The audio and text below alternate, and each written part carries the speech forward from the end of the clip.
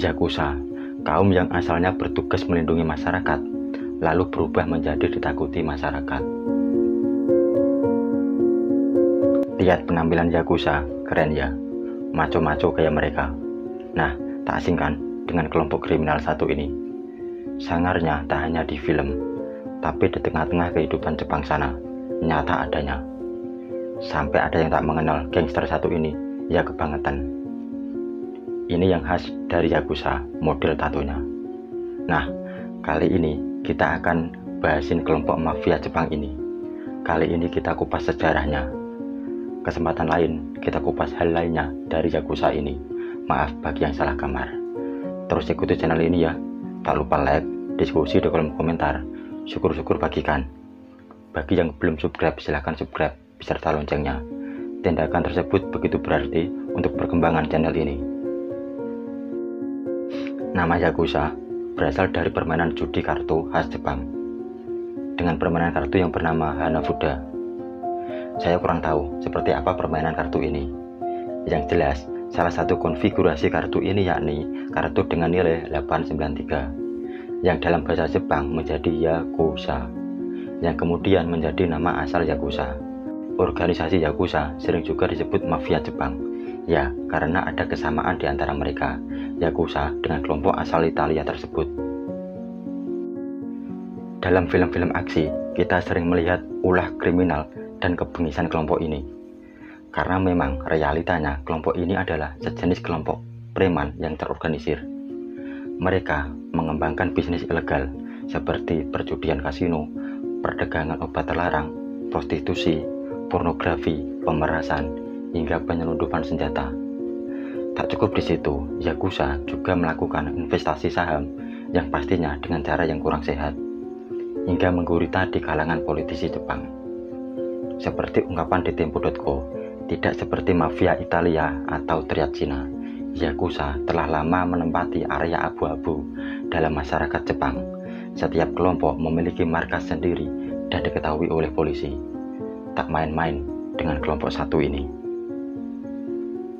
Yakuza, kaum yang asalnya bertugas melindungi masyarakat, lalu berubah menjadi ditakuti masyarakat. Kita tarik ke sejarah panjang, kisaran pada tahun 1612, saat Shogun Tokugawa berkuasa dan menyingkirkan Shogun Kasai. Pergantian kekuasaan tersebut mengakibatkan kira-kira 500.000 orang samurai yang sebelumnya disebut Hatomo Yako atau pelayan Shogun menjadi kehilangan tuan, atau disebut sebagai kaum Ronin, sehingga mereka menjadi liar dan memilih jalan kejahatan dan kriminal. Jumlah Shogun Kasai tak sedikit, mereka bisa dibilang marga terbesar di Jepang. Mereka juga disebut Kabuki Mono, samurai nyentrik, urakan yang kemana-mana membawa pedang. Dengan adanya kesetiaan yang tinggi di antara sesama Ronin, maka kelompok ini sulit dibasmi.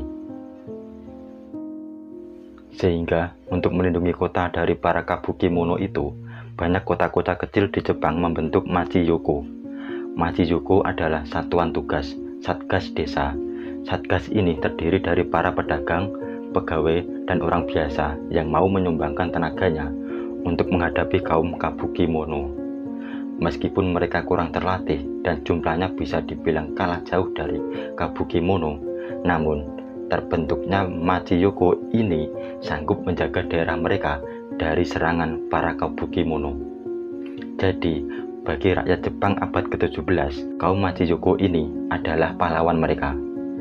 Cerita berubah ketika para Ronin sudah berhasil mereka singkirkan. Para anggota Machi-yoko ini malah meninggalkan profesi awal mereka dan memilih menjadi preman. Waduh. Hal ini diperparah lagi dengan ikut campurnya Shogun dalam memelihara para Machi-yoko ini. Hela nafas dan minum kopinya dulu. Ceritanya belum selesai.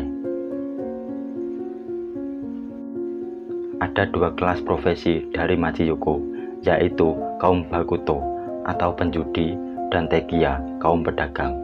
Kelompok yang pedagang atau Tekiya ini sendiri juga suka menipu dan memeras sesama pedagang. Bagaimanapun, kelompok beginian memiliki kekerabatan yang kuat. Ada hubungan kuat antara Oyabun atau bapak, bos, atasan dengan Kobun, si anak atau bawahan, serta hubungan senior-junior atau senpai kohai yang kuat. Kelak ini menjadi karakter yang kental di organisasi Yakuza. Nah, sekarang kita bahasin yang kaum penjudi atau Bakuto. Seperti yang sudah saya sampaikan tadi, nama Yakuza berasal dari permainan judi kartu Hanafuda. Kalau dari sejarah Bakuto cukup unik. Awalnya mereka disewa oleh shogun untuk berjudi melawan para pegawai konstruksi dan irigasi. Ini adalah siasat agar gaji para pegawai konstruksi dan irigasi habis untuk berjudi, lalu tenaga mereka bisa disewa dengan harga murah. Dari kaum Bakuto ini juga muncul tradisi identitas Yakuza dengan tato di sekujur badan yang disebut Ireizumi. Tradisi warisan Bakuto lainnya yakni Yubitsume atau potong jari sebagai hukuman. Karena dengan terpotongnya ruas atas jari kelingking membuat tangan mereka menjadi lebih sulit memegang pedang dengan baik. Sehingga ini menjadi cara menciptakan ketaatan terhadap pimpinan mereka. Zaman terus bergeser. Kaum Bakuto dan Tekiya akhirnya melebur menjadi Yakuza. Mereka, Machi Yoko, yang awalnya menjadi pelindung masyarakat, berubah menjadi ditakuti masyarakat. Jadi ringkasnya begini, Shogun Kasai disingkirkan Shogun Tokugawa di pemerintahan. Lalu Shogun Kasai menjadi kelompok kriminal. Machi Yoko terbentuk untuk melindungi kota-kota kecil dari ulah kaum Ronin tersebut. Setelah kaum Ronin dihabisi, justru Machi Yoko yang awalnya anggota-anggotanya berprofesi sebagai pedagang, pegawai, atau orang biasa, justru memilih menjadi preman. Lalu kita kenal hingga sekarang ini dengan sebutan Yakuza. Menjelang meletusnya Perang Dunia Kedua, saat-saat pendudukan Jepang di Manchuria dan Tiongkok tahun 1930-an, pemerintah Jepang merekrut kelompok Yakuza ini. Para Yakuza dikirim ke daerah tersebut untuk merebut tanah dan sebagai imbalannya memperoleh hak monopoli. Peruntungan kaum Yakuza berubah setelah Jepang menyerang Pearl Harbor. Militer mengambil alih kendali dari tangan Yakuza. Maka para anggota Yakuza harus memilih apakah bergabung dengan birokrasi pemerintah, jadi tentara, atau bahkan masuk penjara. Dan pamor Yakuza tenggelam. Pasca menyerahnya Jepang pada Perang Dunia Kedua, para anggota Yakuza kembali ke masyarakat. Muncul sosok Yoshio Kodame, seorang ex-militer dengan pangkat terakhir Admiral Muda. Dialah yang berhasil mempersatukan seluruh organisasi Yakuza. Yoshio berhasil mempersatukan dua fraksi besar Yakuza, yaitu Yamaguchi Gumi yang dipimpin Kazuo Taoka dan Tosei Kai yang dipimpin Hisayuki Machi.